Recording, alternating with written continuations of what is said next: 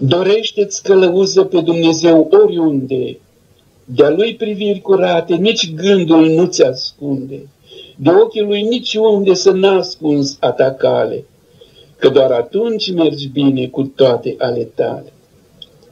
Dorește-ți călăuză cuvântul sfânt în viață, curata Lui poruncă mereu să o ai în față, și aspra Lui mustrare iubește-o totdeauna, așa-ți păstrezi credința, așa-ți câștigi cununa.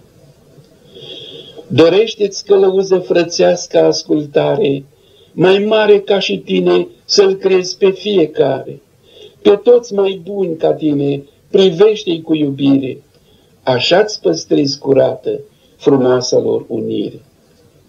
Dorește-ți călăuză pe Duhul Sfânt prin lume, că doar atunci în ceruri te înscrii cu noul nume și doar atunci tu să ameni spre o veșnică rodire, iar cerul o să-ți facă o veșnică primire. Amin.